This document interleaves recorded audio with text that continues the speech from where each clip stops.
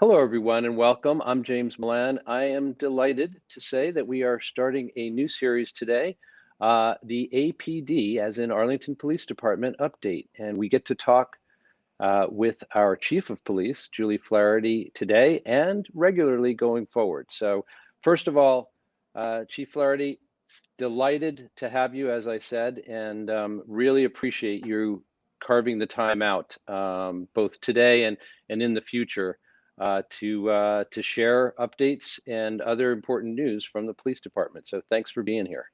Thank you, James, for having me. You know, we generally like to introduce people who have kind of moved into positions in town of either great responsibility or something new for them, et cetera. Well, in your case, it's both, in that you took on the position of chief just before we went into lockdown. Basically, almost all of your tenure so far has been colored by the pandemic. So before we get into that, I would love to just do that introduction that we like to, and ask you to tell us, in your own words, about your own journey within the APD and your rising to the level of Chief of Police. Sure. So I've been a police officer in Arlington for the past 26 years. I've lived most of my life in Arlington. I grew up in East Arlington, attended the Hardy School, and then I went on to attend Junior High East before it was the Gibbs and Arlington High School. When I was in high school in my sophomore year, I took a criminal law class with my former teacher, Mr. McCauley, and I immediately was completely enthralled and interested in the class. And I knew at that point that my focus and my career path would have something to do with policing or the criminal justice field. So at that point, I kind of focused on that, and everything I did, I geared towards what my career in policing would look like. I attended Salem State College, and I got a bachelor's degree in criminal justice. In the late 90s, we were still a civil service department. In the late 90s, it was much more competitive. Both the fire department and the police department were test-based. So if you wanted to be a police officer, just as now, you would take a test. And at that time, you were competing with 200, 300, maybe 400 other people. It's changed a lot then. So I was able to get on the police department. I'm first generation police officer. My father was a sheet metal worker and my mother was a banker. So they were both really surprised when I told them what I wanted to do, but they were both very supportive. So I got on the police department in 1995, attended the academy. I was a patrol officer for nights for several years before being promoted to sergeant. When I was a sergeant, I was also a patrol supervisor on nights. And I was in that position for about 10 years before I was promoted to lieutenant. So I worked a total, I'd say, 15 years on nights. Wow. And then I was lucky to be promoted to lieutenant under Chief Ryan.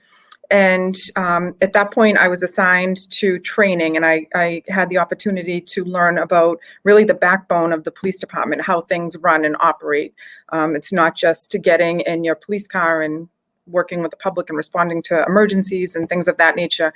So I oversaw training, licensing, and details, the fleet of the department, the building, all of our equipment. For a short period of time, I oversaw our detective bureau, and I really learned a lot about the police department and how things ran, and about budgeting and things of that nature, which prepared me for my next step as captain. And as a captain, I was fortunate enough to be the liaison to the permanent building committee for our building renovation in around 2015-16. And I learned so much about everything at that point. And I'm really proud of that accomplishment. We have a brand new building after several years of renovations. And so that's one of my prouder achievements.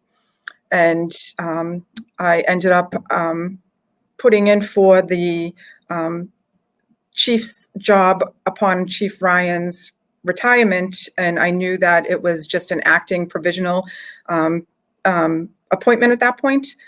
And so I did that for about a year, and then I decided that I really liked being in this position, and I thought there was some really good things that I could accomplish for the town and for the department. So I threw my name in the hat for the chief's job, and here I am.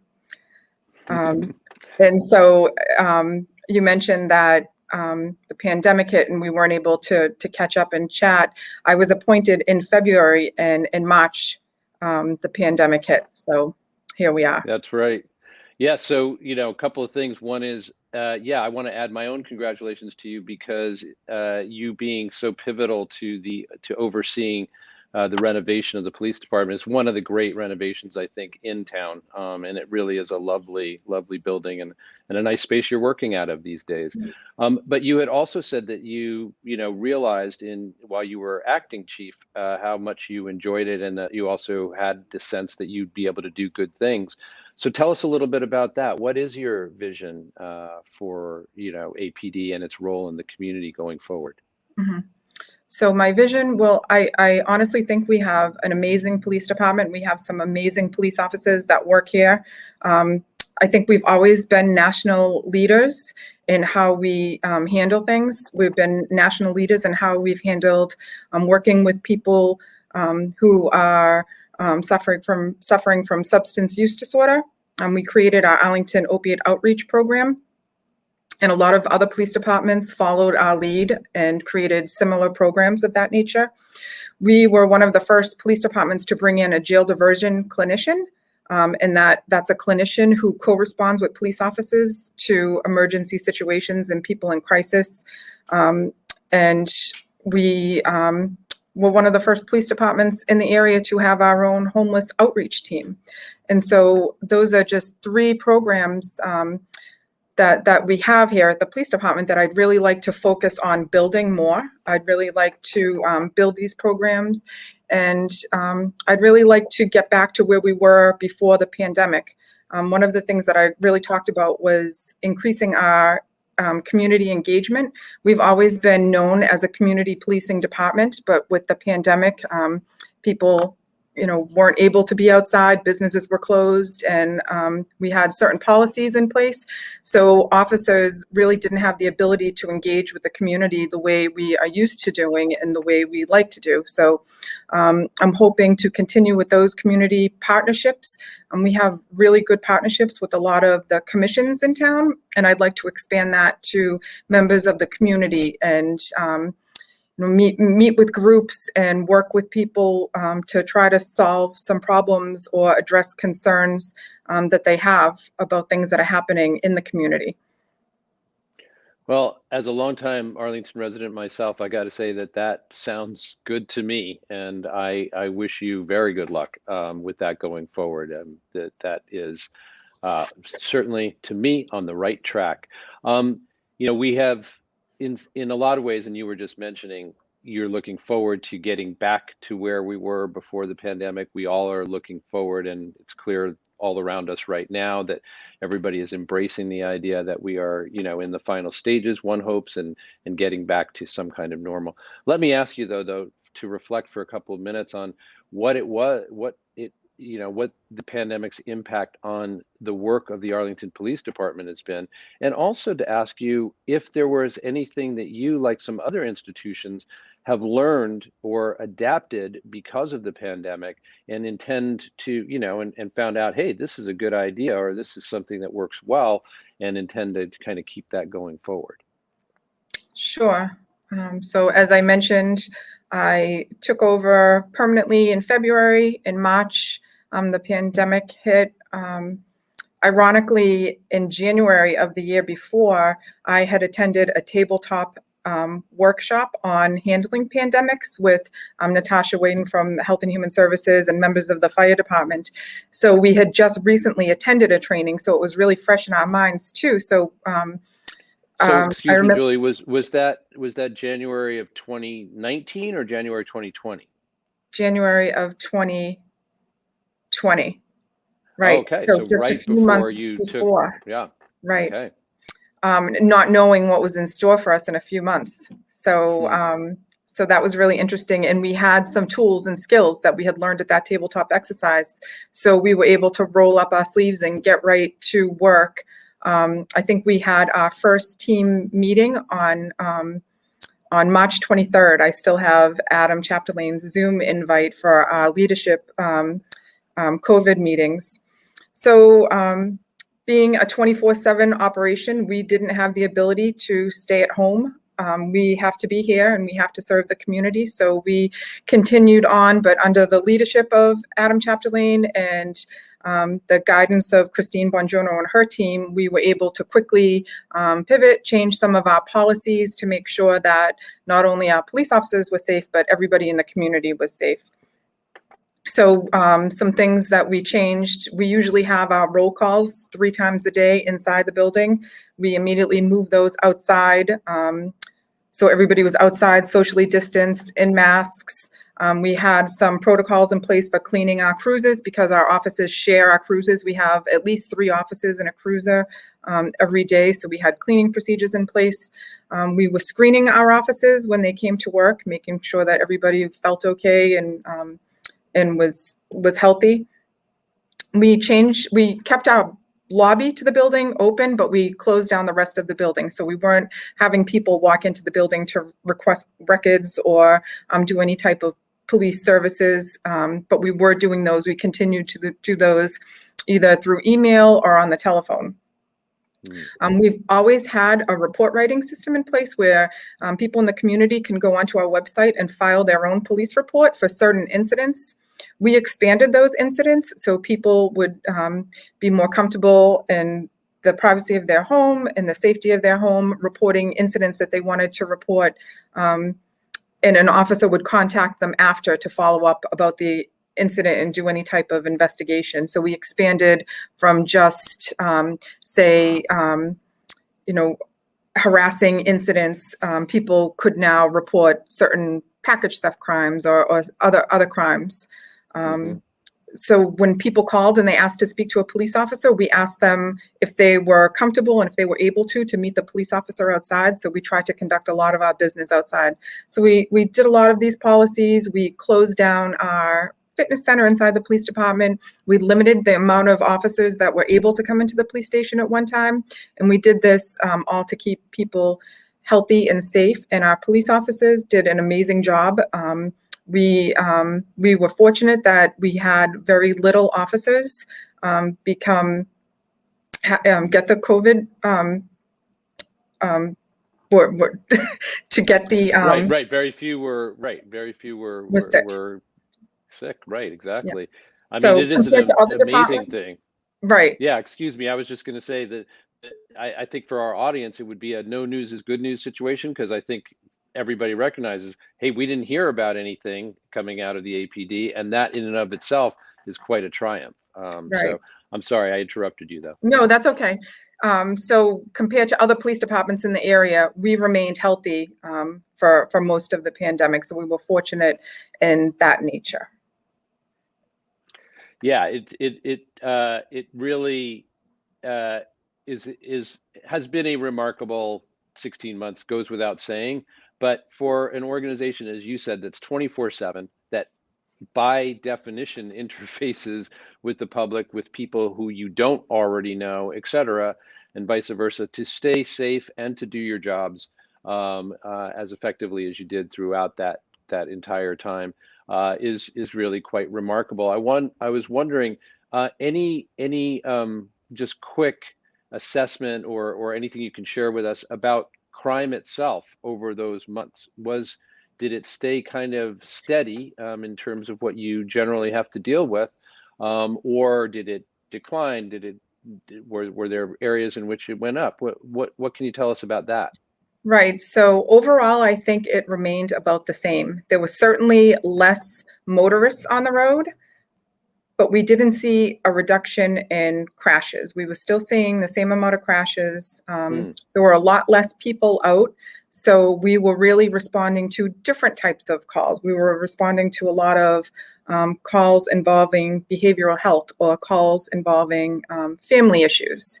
So we were still out there responding to calls, but they were a little different. We weren't seeing our usual shoplifting calls because not a lot of people were out and about, right? No shops to lift. Yeah. So we're happy to be moving on. It was really a team effort. The command staff here made up of Captain Flynn, Captain Kernan, and Captain Curran, who recently retired, did an amazing job putting policies in place, and the officers themselves adapted very quickly and easily, and we're happy to move forward.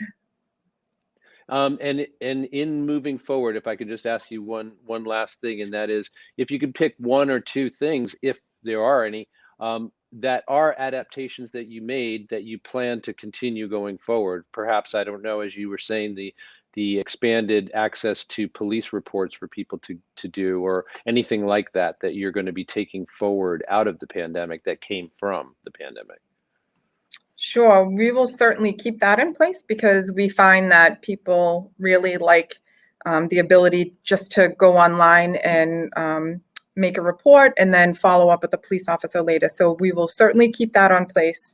One thing that I didn't mention that came to mind when you asked that question is we did see an increase in scams, COVID-related scams, where people were getting phone calls or emails about either vaccinations or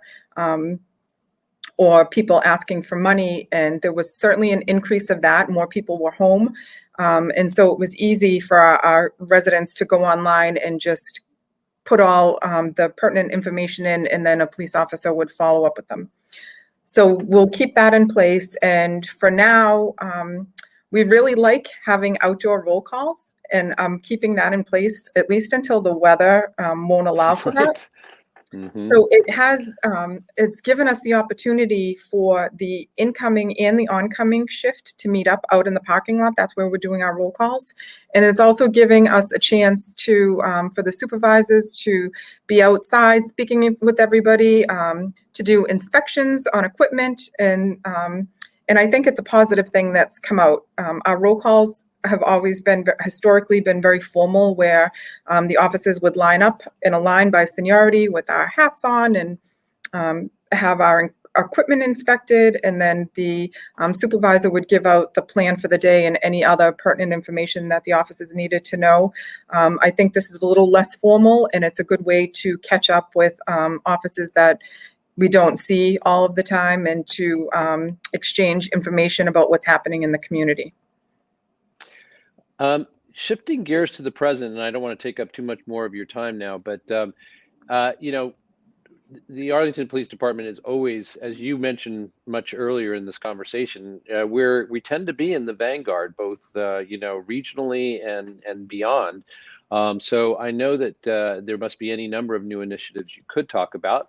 Fortunately, we know that we'll get back with you again next month and thereafter, so we can talk about further programs in the future. But if there are one or two that you would like to just mention that are ongoing at the moment.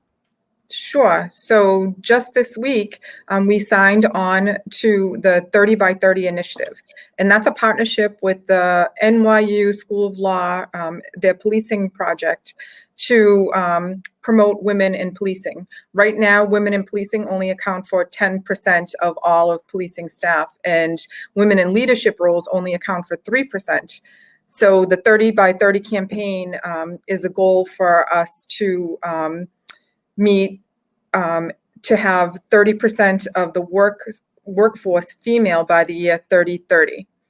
And there's other initiatives too, and there's some data aspects that we have to meet. But I think it's really important, and I think that it's important to promote women in policing. Studies have shown that women can be very empathetic at calls and really great communicators. So we're hoping to hire more female police officers. Right now, we have 6 police officers that are female in the police department, and we currently have 2 in the police academy. So we're well on our way to reaching that goal. And by the time 3030 comes around, I hope we'll be. I think 2030, right? Yes, I'm sorry, 2030. Yeah. but as you said, well on your way. And I think there's also the Matthew Shepard Foundation that you wanted to talk about. Right. So recently I was introduced to one of the police trainers at the Matthew Shepard Foundation.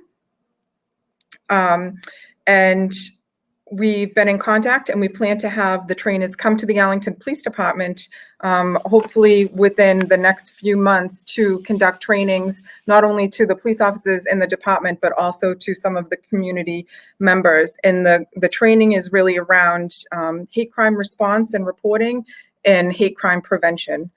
So the training will provide our officers with the skills and the tools that they need to respond to hate crimes, and also to improve our relationships with more of our marginalized community members.